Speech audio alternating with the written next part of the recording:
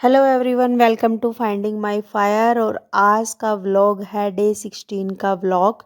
इसमें हम अपने डे को बेहतर बनाते हुए एक नई शुरुआत के साथ एक नए डे के भगवान का नाम लेकर के शुरुआत करते हुए विद ए स्माइल ग्रीट करते हुए अपने आप को और विश्वास दिलाते हुए कि आज का डे बहुत ही अच्छा जाने वाला है। क्योंकि मॉर्निंग में जब हम स्टडी कर लेते हैं तो वो डे तो नेचुरली ही मतलब अच्छा ही जाता है। क्योंकि हमारा माइंड पढ़ने के लिए रेडी रहता है कि हाँ, अब मुझे इतना भी टाइम मिलेगा तब भी मैं पढ़ूंगी। क्योंकि सिग्नल जो है माइंड में चला जाता है कि पढ़ने को हम प्रेफर कर रहे हैं। तो इसका रिज़ल्ट भी काफ़ी अच्छा रहेगा। यहाँ पे हम डिसाइड कर रहे हैं कि क्या करना है क्या नहीं करना है, कौन सा सब्जेक्ट को हम मॉर्निंग में उठाए और कौन से को ना उठाए। तो मैंने चूज़ किया था यहाँ पे जैसे मैं यूजुअली करती हूँ कि हरियाणा जी के करती हूँ मॉर्निंग में। क्योंकि मॉर्निंग में पढ़ाई करना काफ़ी अच्छा रहता है और माइंड मतलब इतना एनर्जेटिक रहता है कि मैं सबसे पहले जो मुझे बोरिंग लगता है सब्जेक्ट मैं वही उठाती हूँ, ताकि जल्दी से जल्दी वो फिनिश हो जाए और उसके बाद मैं दूसरे सब्जेक्ट उठाती हूँ। तो आज का जो मॉर्निंग में रहेगा वो हरियाणा की शिल्प और कला, जो पहले 3 चैप्टर हम रीड कर चुके हैं वो थे। और उसके बाद जो है हम ये रिवाइज करने वाले हैं। क्योंकि रिवीजन का यही फंडा है कि ये फर्स्ट और टाइम आप इसको पढ़ो अच्छे से, फिर 3 डेज़ के बाद फिर से रिवाइज करो और फिर 17 या 15 डेज़ के बाद फिर से रिवाइज करो, ताकि वो आपके माइंड में रिटेन रहे चीज़ें। तो वाटर मैनिफेस्टिंग टेक्निक मैंने स्टार्ट की हुई है। और क्योंकि मैं भी कई वीडियोस में देखा है कि कैसे वाटर मैनिफेस्टेशन वर्क करता है, तो आई डिसाइडेड मैं भी मैनिफेस्टेशन करूं। और ये मैंने स्टार्ट कर दी है अभी 1 वीक ही हुआ है। और काफ़ी एनर्जेटिक रहता है, मतलब हम सुबह सुबह मॉर्निंग में ही अपने माइंड को इस टेक्निक के थ्रू सिग्नल देते हैं कि पढ़ाई करो या जो भी मतलब आप मैनिफेस्ट करते हैं उस मतलब अगर हम मैनिफेस्टेशन करते हैं, मुझे ऐसा लगता है कि हम अपने आप को एनर्जाइज कर रहे हैं। और ताकि वो काम उस काम में जो एफर्ट लगने हैं वो हम कर सके अच्छे से। और वो सिग्नल मतलब पूरा डे आपके माइंड में रहेगा और फिर आप रात को रिग्रेट के साथ नहीं सोओगे। तो और ये स्टेप काउंट होते जाएंगे और आप अपनी मंजिल तक अपने ड्रीम्स तक पहुंच पाओगे जो भी आप मैनिफेस्ट करते हैं। तो मुझे लगता है कि इसके पीछे का लॉजिक यही होता है कि आप अपने आप को चार्ज कर रहे हैं उस वर्क को कंप्लीट करने के लिए। तो देखते हैं ये कितना फ्रूटफुल रहता है आगे के दिनों में, लेट्स सी। और अगर होता है तो मैं आप लोगों के साथ भी डिस्कस करूँगी। तो जो हरियाणा HSSC CET मेंस के लिए प्रिपेयर कर रहे हैं उनके लिए गुड न्यूज़ ये है कि हरियाणा HSSC एक्टिव हो गया है CET को लेकर के। क्योंकि अभी 17 अक्टूबर को उसने जो करेक्शन पोर्टल है वो खोल दिया है, ओपन कर दिया गया है। और वो ओपन रहेगा 24 अक्टूबर तक। और उसके बाद देखते हैं कितने दिनों के बाद रिज़ल्ट डिक्लेयर कर देंगे। क्योंकि हरियाणा HSSC की ओर से ये तो आया हुआ है कि जैसे 1 वीक का ही टाइम मिलेगा करेक्शन पोर्टल का ओपन रहने का। और उसके बाद 15 डेज़ के अंदर रिज़ल्ट घोषित कर दिया जाएगा। तो होप ऐसा ही हो और बहुत जल्दी से हमारा रिज़ल्ट आए। और जो बच्चे ये वेट कर रहे हैं कि हमारा 60% सिलेबस हो जाएगा, सॉरी 60 मार्क्स आएंगे या हमारा जब नाम आएगा लिस्ट में तभी हम पढ़ना स्टार्ट करेंगे, तो मैं उनको यही कहना चाहूँगी कि आप अपनी स्टडी अभी से स्टार्ट कर दीजिए। क्योंकि चाहे आपका नंबर आए या ना आए, जो आप पढ़ते हो वो कभी भी वेस्ट नहीं जाता है, वो यूज़ होता है। तो आप अगर बाद में आपको पता चले कि आपकी लिस्ट में नाम भी है बट आपके पास इतना प्रॉपर टाइम नहीं है कि आप नए सब्जेक्ट्स को कर पाएँ या पिछलों को रिवाइज कर पाए हो ताकि आप सिलेक्शन तक पहुंच सके, तो उस केस में फिर आपको रिग्रेट रहेगा कि काश मैं पहले दिनों से ही पढ़ना स्टार्ट कर देती तो कम से कम आज मेरा सिलेक्शन हो जाता है। तो आप रिग्रेशन में ना जाएं।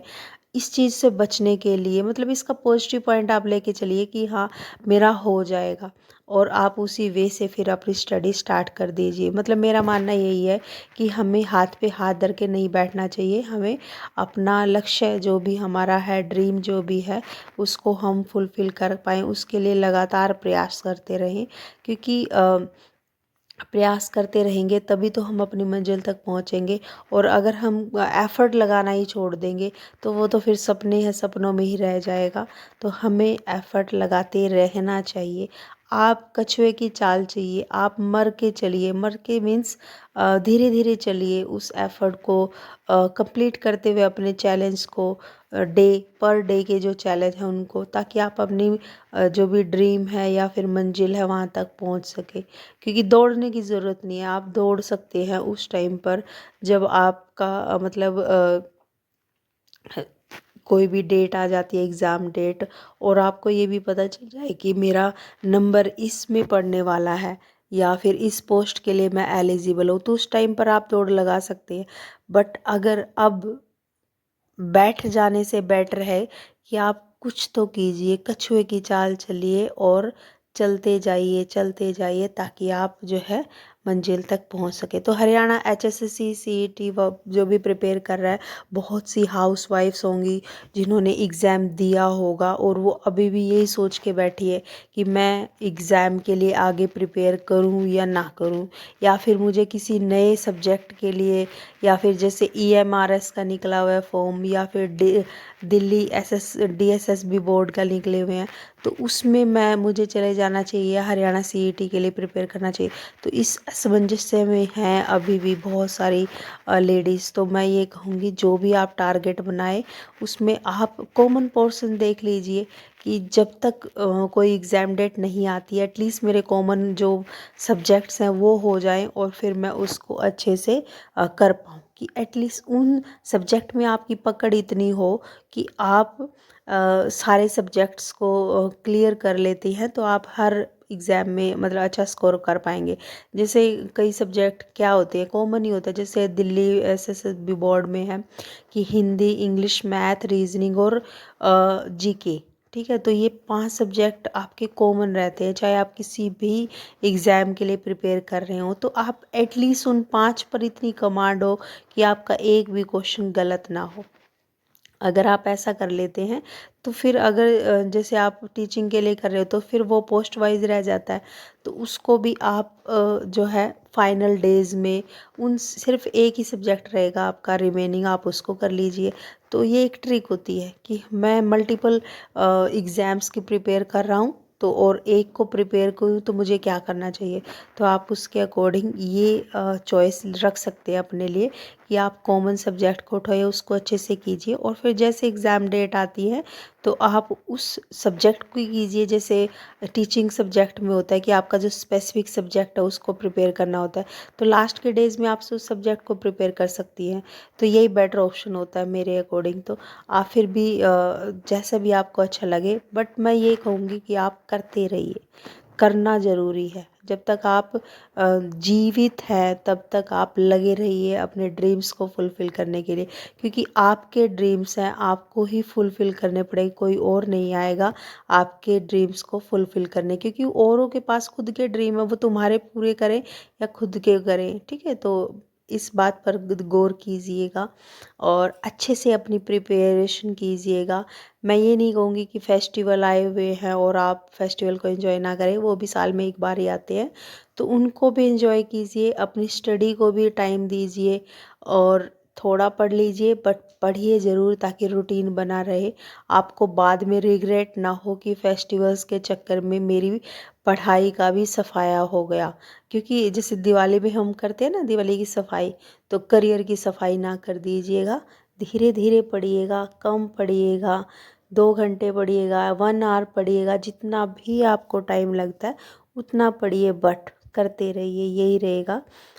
तो मिलते हैं आप लोगों को नेक्स्ट व्लॉग में, और नेक्स्ट व्लॉग में हम डिस्कस करेंगे जो नए सब्जेक्ट्स हैं उनको मुझे लगता है कि मैं उन्हीं को करूँगी। अब यहाँ पे मैंने हरियाणा जीके की थी और ये सिर्फ जितना भी मैंने पढ़ा है, क्योंकि दिवाली की सफाई चल रही है तो दिन में टाइम नहीं लग पाता है और फिर उसके बाद इतने थक जाते हैं कि रात को पढ़ने का मन ही नहीं करता। तो मैं क्या करती हूँ, मैं सुबह पढ़ लेती हूँ, जो भी मैंने डिसाइड किया होता है। मैं कम पढ़ती हूँ इन दिनों में, बट थोड़ा थोड़ा करके जो है मैं पढ़ाई कर रही हूँ अपनी कंटिन्यू। कुछ मतलब मन नहीं करता है वीडियोस वगैरह बनाने का उस टाइम पे, तो वो बनती भी नहीं है। फिर ज़्यादा फोकस ये रहता है कि अगर 1 आवर मिल रहा है तो ऑब्वियसली मैं पढ़ाई में ही लगाऊँ उसको। तो यही चल रहा है आज के व्लॉग्स में। आजकल यही चल रहा है, दिवाली की सफाई प्लस स्टडी। और जैसे ये फिनिश हो जाती है फिर उसके बाद सेलिब्रेशन स्टार्ट हो जाएंगे दिवाली के। तो आप भी अपनी लाइफ में हर एक चीज़ के लिए टाइम निकालते जाइए और पढ़ाई के लिए भी प्रॉपर टाइम डिवोट कर दीजिए, क्योंकि यही ज़्यादा प्रेफरेंस में होना चाहिए आपकी। क्योंकि दिवाली तो सफाई इम्पोर्टेंट है, बट दिवाली तो बार बार भी आती रहेंगी। पर ये जो मौका आप लोगों को मिला है हरियाणा HSSC CET के लिए, तो आप उसको मत गवा दीजिएगा। आपको तो पता ही है 10-10 साल वैकेंसी नहीं आती है, तो आप इस चीज़ का ध्यान रखिएगा और अपने टारगेट को कंप्लीट कीजिएगा। तो ये था डे 16 का व्लॉग। और नेक्स्ट